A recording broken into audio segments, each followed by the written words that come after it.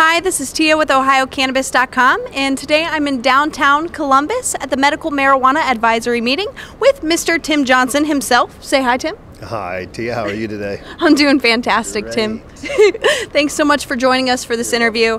I've been friends with Tim for, a year or so on Facebook now, and I finally got the chance to meet up with him at this meeting. And Tim is actually in charge of Cannabis Safety First, is that correct? That's correct. We're a safety and security consulting firm is what we do. From schools to large businesses, we do safety and security training, on-site training, as well as security consulting. And we're here participating today to partake in the regulatory compliance side of it, as far as helping people with their businesses from grow houses to manufacturing to clear up to dispensaries. Thank you. We definitely appreciate that. I actually had a question. I was wondering how you think law enforcement will be affected by these new medicinal cannabis laws. Do you think?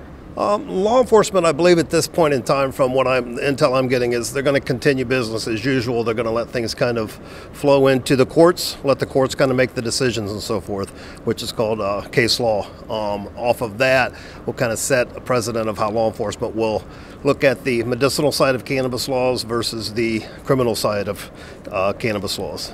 Okay, awesome. And do you think the closed loop system is going to help out with crime at all, or do you think it's going to kind of maybe hinder what they're trying to do in the long run? It's going to kind of play both sides. It's going to hinder it some. For some people don't want to be tracked. As far as it'll take an element out of the business side of it, but as we know with any business, there's still a product in the store, so there's still the potential for criminal activity.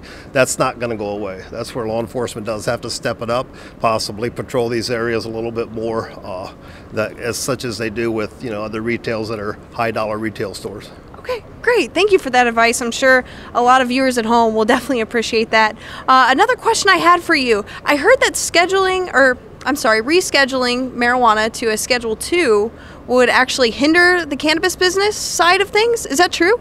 It could hinder it as far as big pharma getting involved in it, meaning big pharmaceutical companies may start wanting to get involved into it. Then once it comes out of the federal Schedule 1, becomes a Schedule 2, such as in House Bill 523 for the state of Ohio, they've made it a Schedule 2. Okay.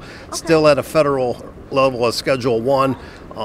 It's going to hinder the process a little bit as far as the growth of it. Okay.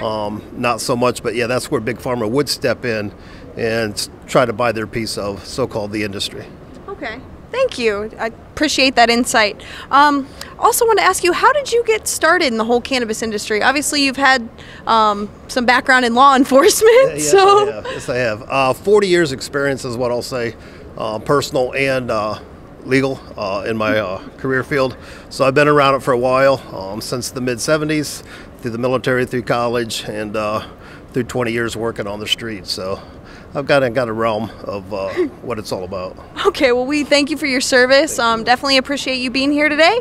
And until next time, see you later, guys.